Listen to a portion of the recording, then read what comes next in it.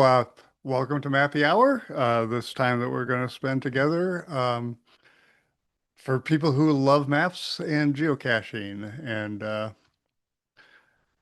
what our topic's going to be today is adoptions. When you adopt a geocache, when you adopt a trackable, have you adopted them? How's it worked out? What's your general plan when you do adoptions?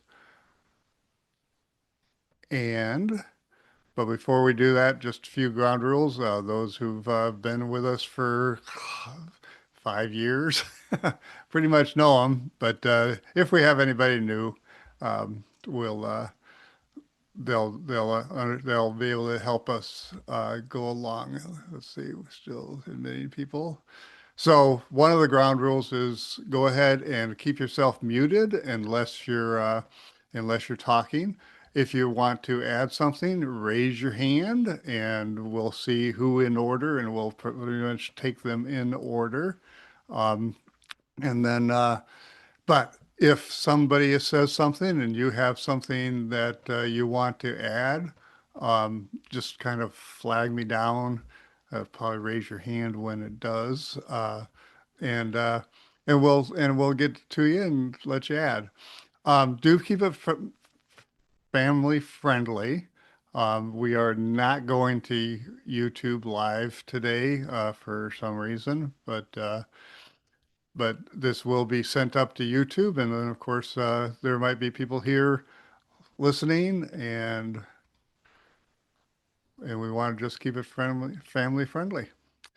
So before we get to our topic, we always start with notes from the field, and that's for us to give an opportunity of what we've been doing geocaching wise in the last 2 weeks. And Robert, I see you got your hand up, so why don't you be the first to start? All right, just bear with me. I'm hoping everything's working okay. I just got a new computer after my old computer had a disk update that was needed, and we attempted to fix it, and it crashed the whole computer. So I'm working with a new computer here, so hopefully everything goes smoothly.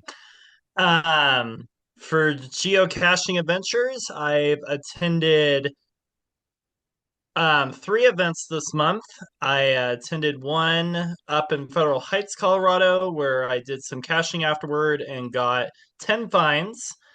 After that, the Sunday after that, I attended Northern Colorado's biggest geocaching event, which is called Winging It. And that's up at a Buffalo Wild Wings where there are geocoins, raffles, big group gathering.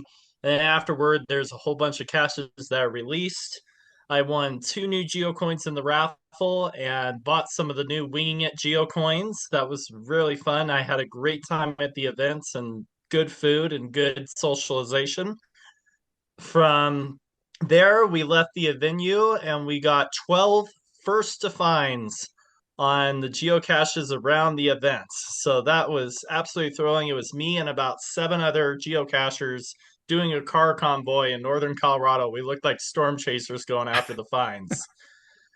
So then after that, I attended a event. The Tuesday after that, I attended an event that was Goodbye Snake, Hello Horse, celebrating the year of the horse. That is the new Chinese New Year animal.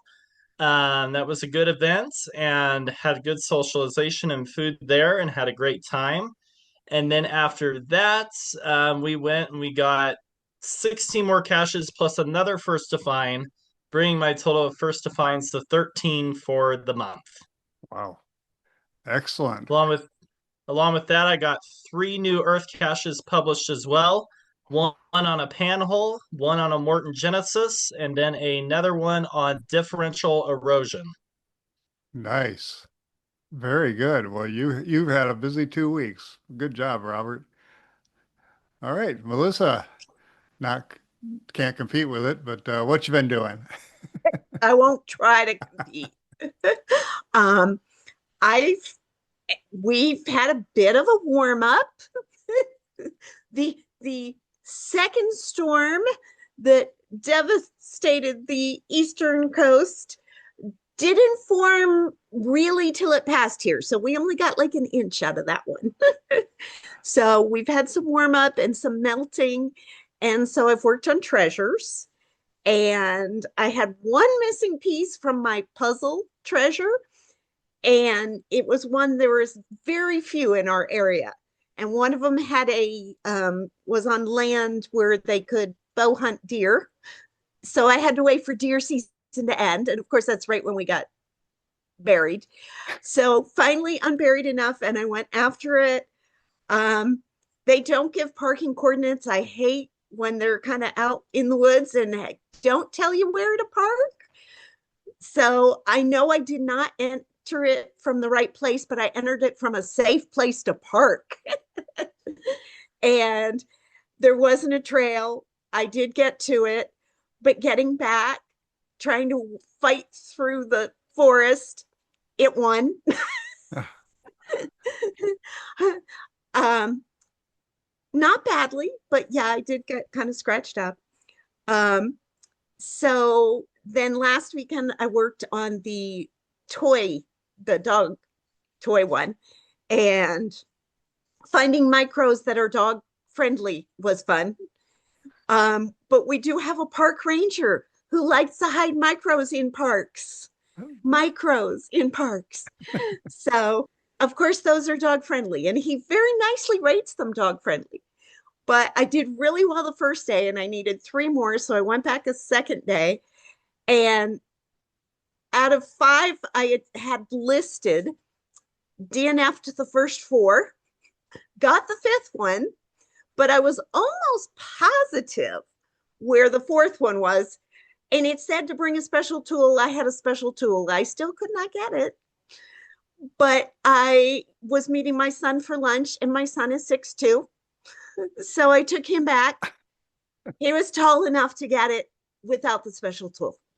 I said, I really think it's in that little knot hole. And he was like, yeah, I feel it. But it would not come out with the wand with the magnet on it. So that left me with, 3 DNFs and 2 fines. And so I still needed one. There was a 1-1 little library. Couldn't find it. So I later this week went back to the little library. It had a lovely hint, but it was leading me down a rabbit hole that was wrong. Literally. And I reevaluated the hint, and I found it quickly the second time. Oh, but I was, when you spend 15 minutes looking for a 1-1 and are not finding it after 3 DNFs earlier, it was a long day that day. So but I did get my toy treasures. And was it properly rated or just misplaced? Yes. Or? Yes, I'm not the only one who has misread the hint. Okay. I when I was home, because it was getting cold and windy that day by the time I got there. When I got home and really read through the hints, first of all, a couple people had a picture of what it looked like, and it was like, okay, now I know exactly what the container looks like. But yeah, a couple other people went down the rabbit hole. It talked about hopping into reading. And so we were looking for rabbits. It's not a rabbit.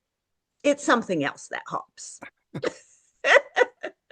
All right. Well, congratulations on getting those ones done. So when you do your treasures, you're pretty much doing them one set at a time. Is that your strategy? Well, it depends. I'm potentially working on a couple tomorrow after I go to an event, and that'll be what is available in the area. I found it's just so much easier. I make a list of ones that qualify for that specific thing. Trying to just find them randomly off the big map is really hard. Gotcha. All right. So, well, congratulations. Thank Vince, how are you doing, buddy? Yeah, doing pretty good. Yeah, I attended a few more events this last couple weeks, whatever, and found a few physical geocaches. Pick up a few more treasures. I think I've got all but one of the fast food yet. I've got those all done except for one. So other than that, yep.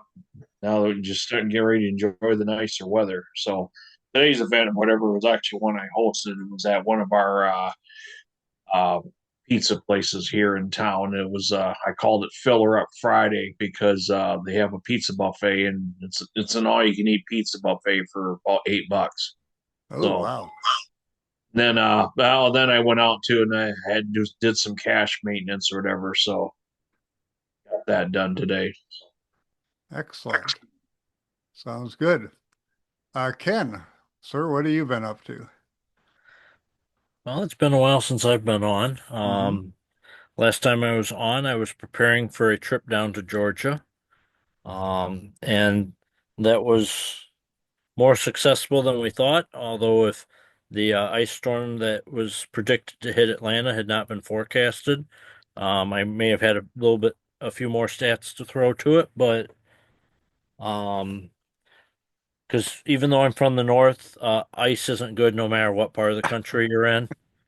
Um, Though it was rather humorous as they forecasted supposedly a half inch of ice coming into Atlanta, and they got rain, and they kept saying, yes, but ice is coming. And it's like, yeah, it's 40 degrees and warming. It's not coming until later. And we missed a golden opportunity to cash downtown Atlanta because nobody was on the road. But all mistakes aside, it was a 12-day trip for the bulk of the thing, although I was in town 2 days earlier to do some work. Um, Over 12 days, we covered 5,964 miles, attempted 493 caches. I found cache 475 caches. Um, our group actually found a lot more, but there were a lot of areas that I had already covered in Georgia, and so there was a lot of caches I had already found on the route, and I'm not counting those. Hmm. 29 virtuals. We got two FTFs, including one in both Georgia and Alabama while we were on the trip.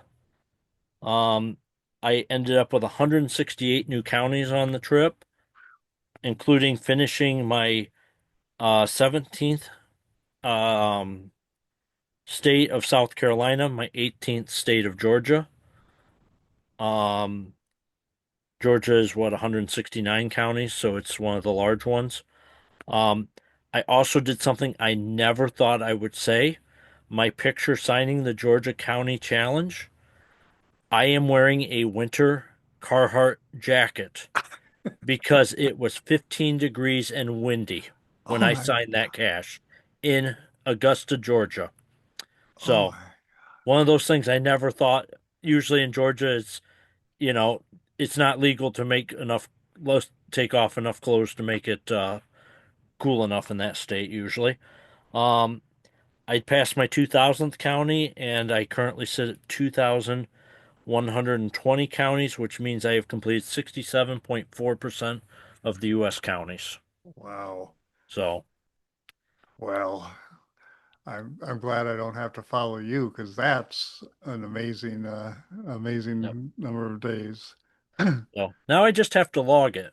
Yeah, there is But that. before the trip, because I knew I was going to hit my 20,000th cache while I was on this trip as well, and I didn't necessarily have the ability to plan out something great because we're going and running counties, but I'd at least like to know where it was and maybe skip logging a guardrail cache if I found something great otherwise. So, I had to actually log caches so I would have an idea of where I was at. So, prior to starting this trip, I only was at 18 caches left to log. So that is an amazing catch up on me to get to that level. And Very now I'm good. 500 and some caches behind again. Now you're back to normal. Well, very good. Thank you very much. Mike, you're in the number one position, but did you have your hand up? Okay. Um, Anybody else want to share what you've been up to since the last time we chatted? Well, what I've been up to is went out to get a first to find that required a 4 mile hike. Instead of doing a bearing for a distance to project a waypoint, he gave you distances from three different geocaches, and you had to connect circles. connected the circles. Didn't know that I had lot of faith that I was going to be in the right area. Sent him a note, and he said, "Oh no, actually they're pretty perfect." So I went out there. It was a 5 difficulty, 4.5 terrain. Terrain is overrated. The difficulty was not. Um, and I got a DNF on it. So the next day I went out, and this time I had more time, so I shot video and got to it, and eventually did have to just call him and say, "Hey, give me some hints," and he did. So I'm not claiming the first to find, but did find it, and my original coordinates were 10 feet off. So that was pretty amazing. And unfortunately, I just didn't look in deep enough to where it was hidden. But that was a lot of fun. And then, hid some geocaches, found some geocaches, just kind of the normal, regular thing. Annette, got your hand up. What you been doing? Hi, Scott and everybody. I'm by myself tonight because Dick is in Southern California at his youngest daughter's home because it's his granddaughter's birthday weekend and they're celebrating her weekend and doing all sorts of things. His uh, son from Seattle flew down, and then Dick and Sean drove down to California together. And so they were having a dad and son weekend together.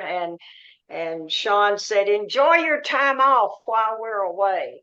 Well, I kind of am doing that, but I just I've been doing a couple of things with my next door neighbor who I love to share some time with when we're down here, and it's been okay, but I think I'm ready for him to get back. So, And when's he coming back?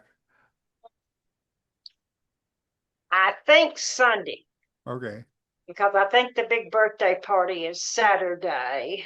Uh, and one of the reasons I wound up staying is we had bought some theater tickets here in Las Vegas, and he had forgotten that it was Maddie's birthday. And when they called about the birthday plans and everything, we tried to sell the tickets, but we couldn't because nobody wanted to pay for the tickets that Dick had purchased because they were very nice seats. So I'm taking Wolfie 625's wife with me because she treated me to a theater experience a couple of years ago. And so I said, well, it's time for me to pay her back. So Nice. you do good things like that.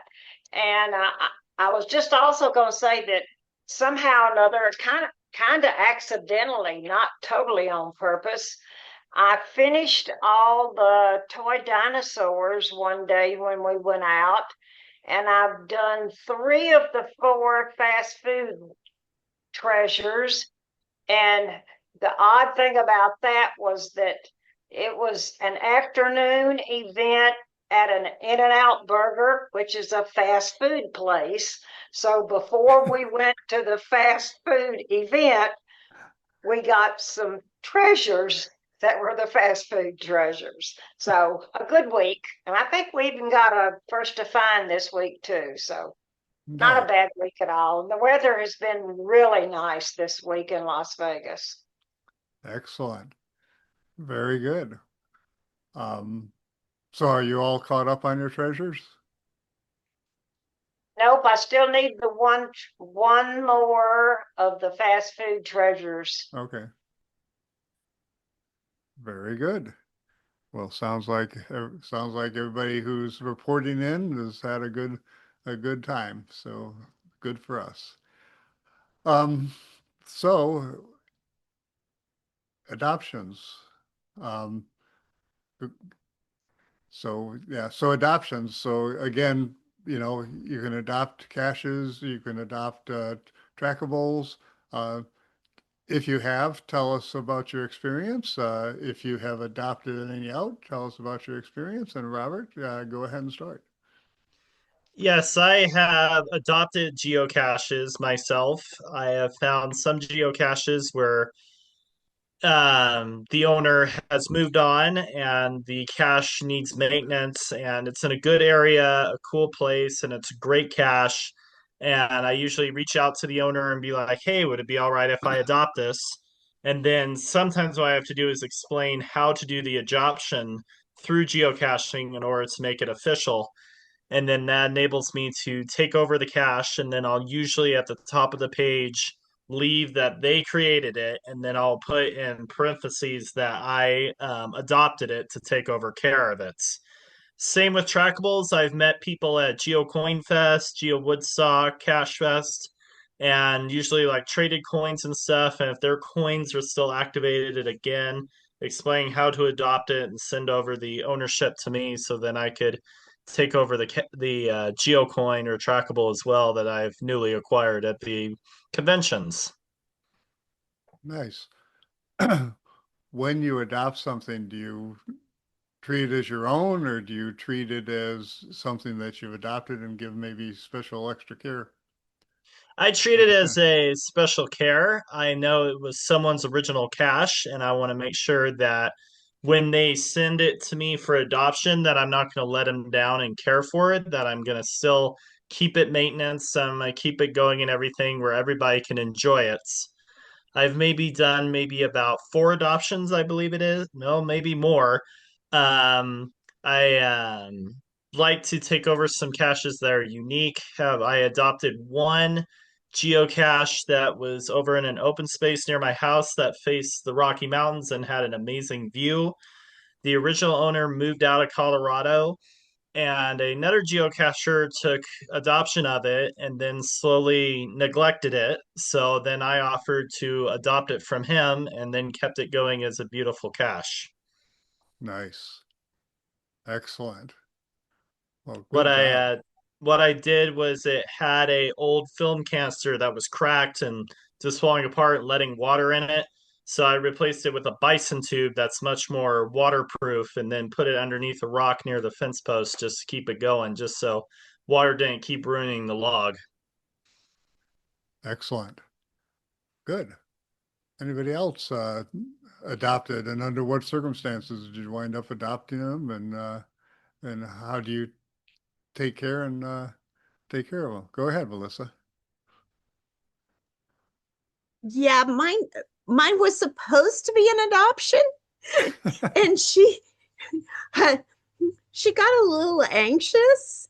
Um, the container was missing, and I was going to go out and replace it. And then after I replaced it and found it, she was going to change it over to me.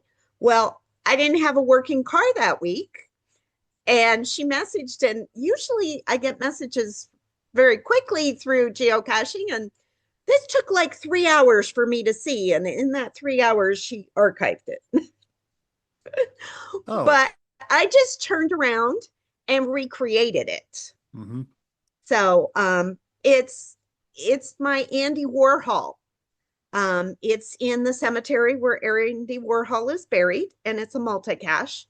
There's also I think it's a webcam. There's it's a virtual there. And but because I knew her final location had gone missing more than once, I did switch the coordinates slightly for the final. So it has a new location, and it's been there for 2 years now and has not disappeared. And so we celebrate Andy's birthday every year in September on his birthday. And so it gets lots of traffic then whenever his birthday is happening. But it actually has done quite well. And I I thought it was a really good cache that should be continued because it's in honor of a very famous artist from Pittsburgh. Right. So Very good. So did you kind of duplicate what she did, or except for the final location, or? it was very much what she had done. And hers was called Andy Warhol something, and I just put dash redux Okay. on it. That's one thing. I mean, I had access to it, so I had her write up and stuff. And so I tried, and that's what I said. I said it's just a recreation Mm-hmm. of the original cache. and, paid homage to her and her original cat. She had moved out of the area. So that's why she was having trouble Yep. maintaining it. Good. Well, So good job. thank you. All right, Vince. Yes, I've adopted several caches. A lot of them are challenges that I took over. Two of them are like historical challenges in neighboring. One of them is for the county I live in, and one's a neighboring county. But it's finding like the seven oldest geocaches, in the county. And I've got a couple other challenges that I had adopted um, that are in a park in Zealand. And but then one of the caches that I adopted happens to be I think it's like the second oldest active cache in Allegan County. It's like a 2002 cache. And I'm actually like the third owner of it. And like, and also I do the same thing like on the cache page. I leave the original owner's names on there. Yeah, I just say it was hidden by so and so, but adopted by me. Um, so yeah, I've adopted several. Now there was another geocacher, husband and wife. The husband he was an army veteran, and he had passed away a few years ago. So his wife, his surviving wife, who happens to be they were one of the first geocachers that I had met out in the field when I started several years ago. Well, then she gave me all of their geocaching supplies and stuff because of course she wasn't going to be out much. Obviously now their husbands passed away, and then I adopted several of his hides that were in the area. A lot of them are because he's a veteran himself. He put out a lot of nice hides in various cemeteries that spotlighted various veterans and stuff. So I've kept a lot of those ones alive in his honor. Excellent. Very good. And did she reach out to you or did you reach out to her to get She kind of she reached out to me because I had attended his service and stuff when he had passed away, and she like in service. She said, well, she messaged me a few days later as they were going through stuff and going through a lot of his stuff, and she had messaged me and just was I could come and you know inherit all of his geocaching supplies because she knew it would be in good hands right? stuff. Yep. Well, congratulations for having the reputation as somebody who is a worthy adopter. Yeah, yeah, and see, and that would be a case where, like, with challenges, that's a lot of times is a good. It'd be a good criterion for adopting caches because with challenge rules and stuff, changing so much. I'm pretty sure the couple of the ones that I've adopted, like if something happened to them, wouldn't be allowed under the current rules. So in the effort to keep them going, I've adopted them. Nice. Thank you very much. Ken, what's your experiences? So I have adopted, I believe, three caches. One of those was a cemetery in neighboring county to me. County just doesn't have a lot of active hiders, so owner wasn't able to maintain it. Um, not, I mean, could I put something new out? But they had an entertaining write up, so it was just letting keeping it alive for them when they were not able to maintain anymore.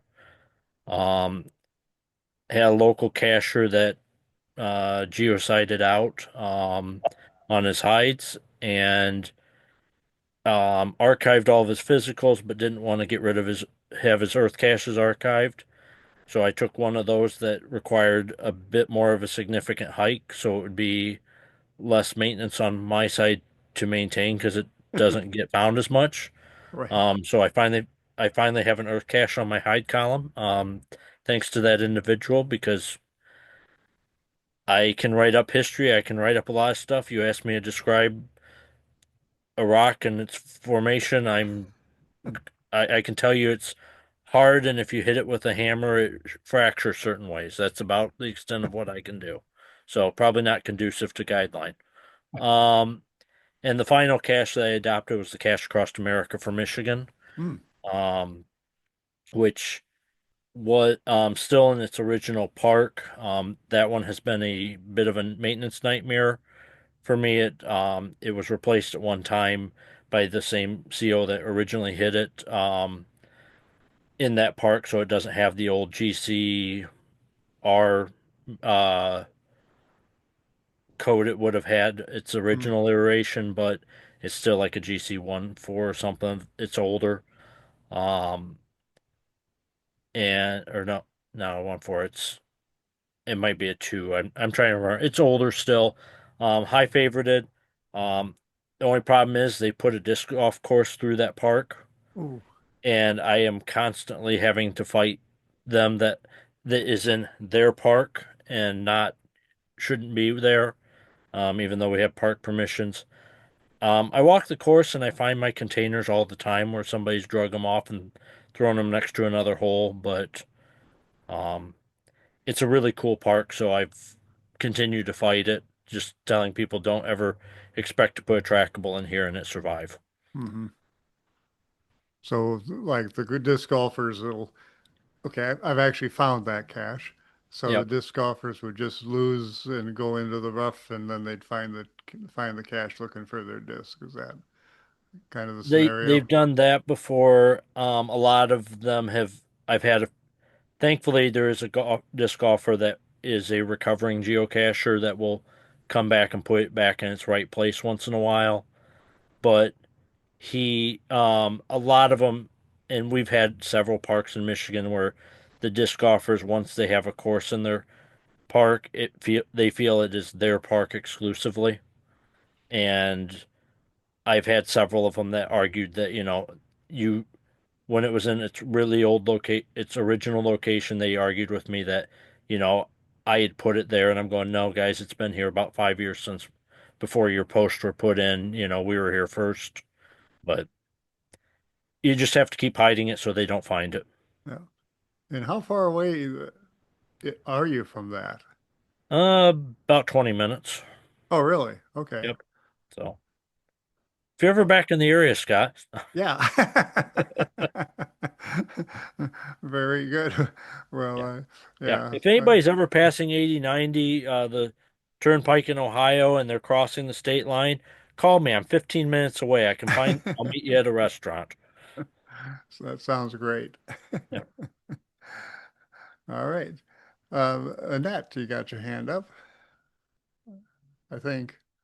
Just went back and checked my records, and I have adopted one each of a where I go, a mystery, and a multi from people when they moved out of town. And that was a nice cache that I had already found, and I wanted to keep it going.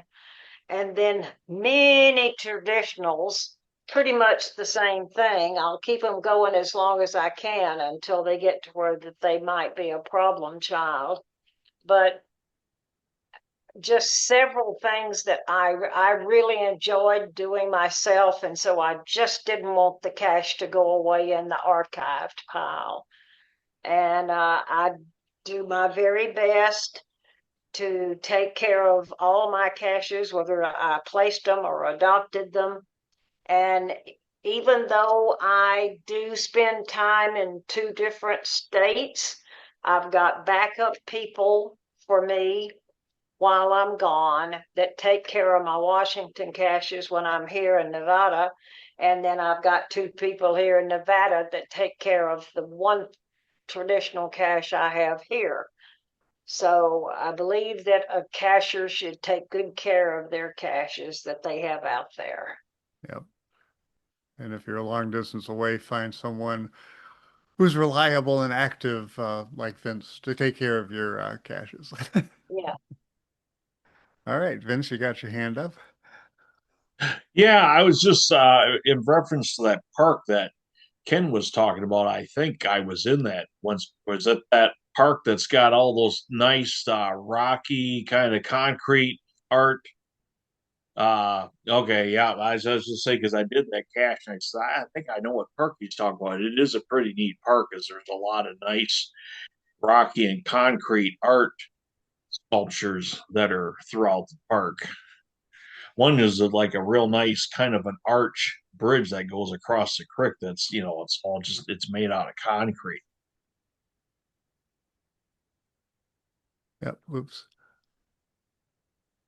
Excellent. Yeah, it is. I I got that. I don't want to do the whole long story, but I got it during Gigastock in Cincinnati.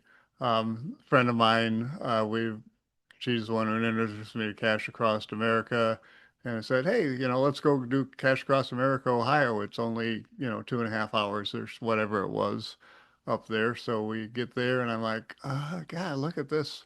Cash Across Michigan is only and I think we got back to the hotel rooms about 2:30 in the morning.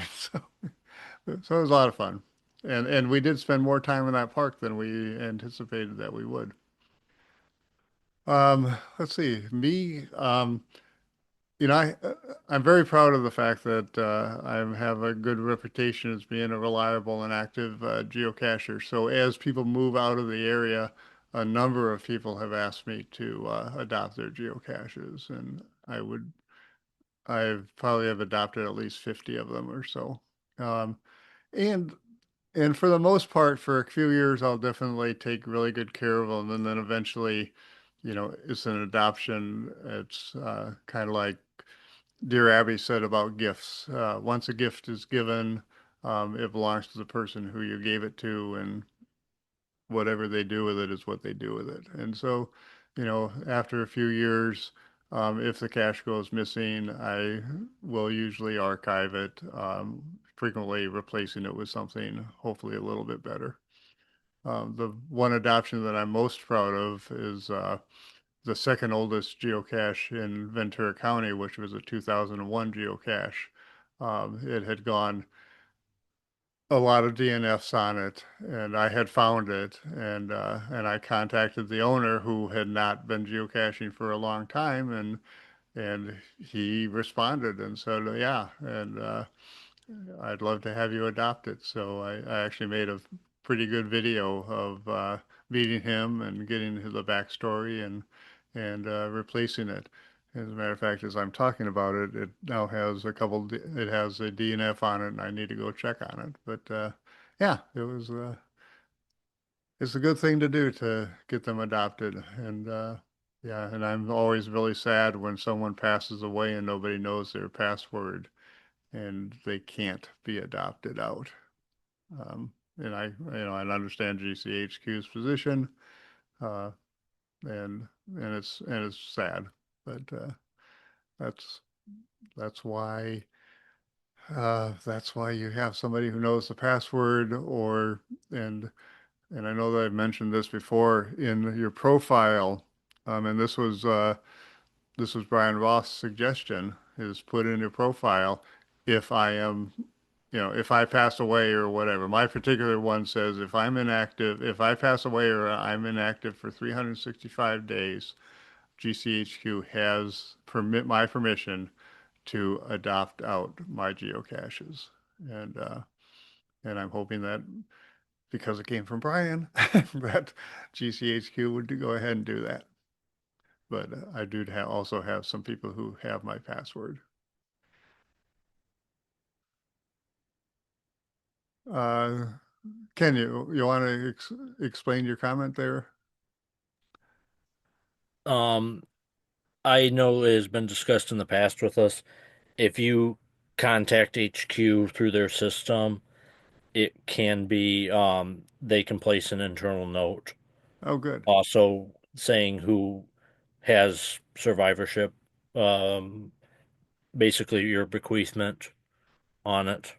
So, um, I mean, the public profile works great as well. Hmm. But if you're nervous about placing information, it can be put on the back as well so that Oh, it we can the admins can see what's going on without advertising and a potentially spicy issue happening. right, right. All right. Chris, how are you? Good to see you. Good to see you as well. I just thought I'd share a story. I've adopted a handful of caches over the years. One was, it's actually passed through several cachers, but it's just to keep it alive. It's a March 2001 cache. It's in a cool spot, and a few challenges. Nothing super exciting, but there's one cache that I'm really proud of adopting.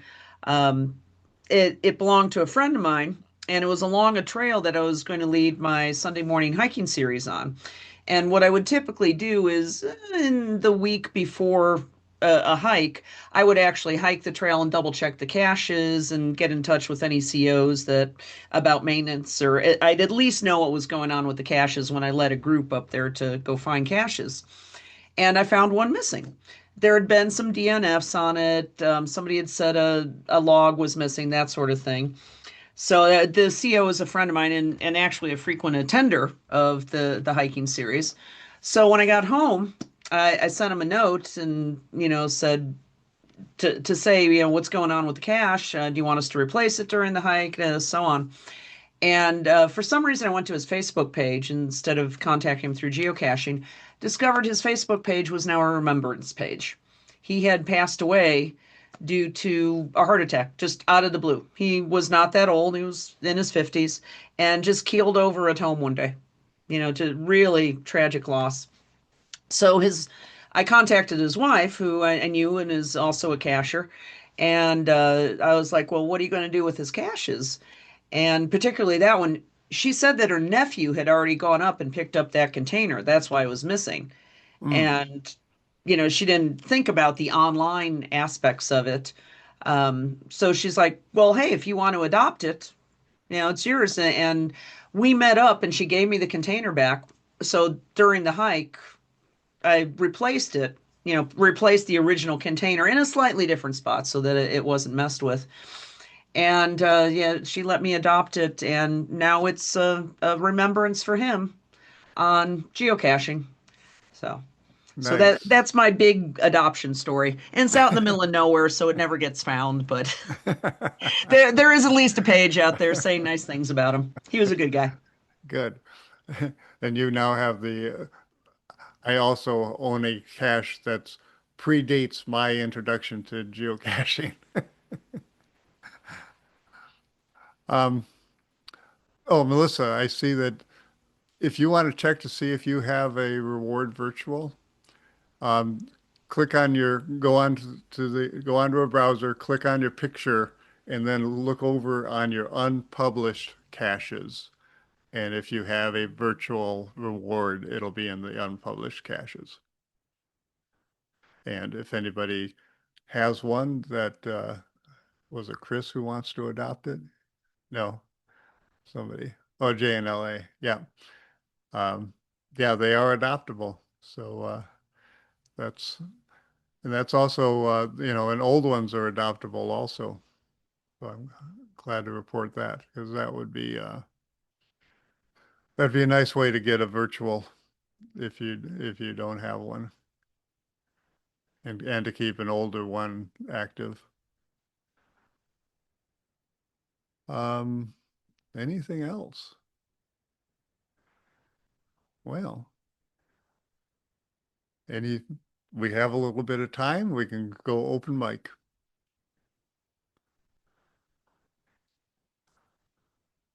Oh, and Mike, I thought you were raising your hand because we had open mic.